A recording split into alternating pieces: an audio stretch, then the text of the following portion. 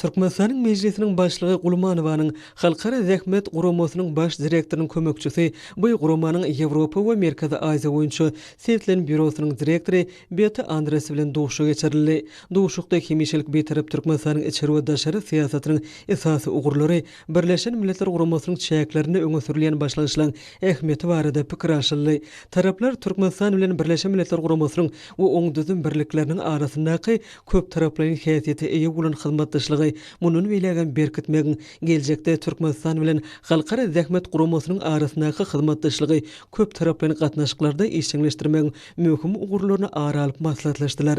Şunu bilen birlikde geçen ýylda tasdiklanan Türkmenistan hökümeti bilen Halkara Zähmet Guramasının arasynda hyzmatdaşlyk etmek boýunça çärelen 2024-2025-nji ýyllar üçin ýol kartasynyň çäklerine ýerine ýetirilen işleň ähmiýetine üns berildi. Şunu milli kanunçylyk namalaryny kemilleşdirmekde halkara hukugynyň umumy ikrar edilen kadrlaryna laýyk getirmek maksady bilen 2024-nji ýylda Türkmenistanyň Zähmet kodeksine üýtgetmeleri we goşmaçylar girmek hakynda Türkmenistanyň kanunynyň kabul edilenligi bellenildi.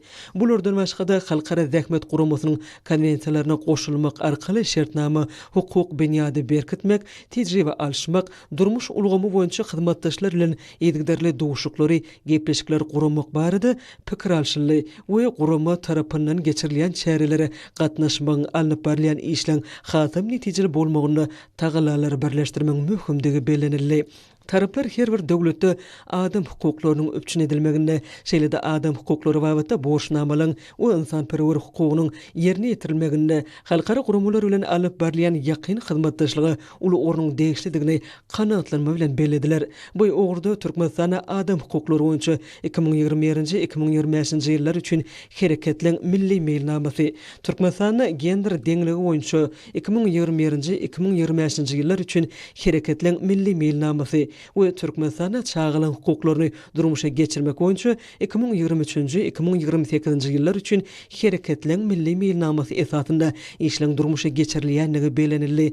Duşuň çäklerini Halkara Zähmet Guramasının wekilleri Türkmen tarapynyň bu ugurdaky işleriniň netijelerini ýokary baha berip, ýakyn geljek üçin hyzmatdaşlygy bolan garaýşlaryny ma'lum etdiler.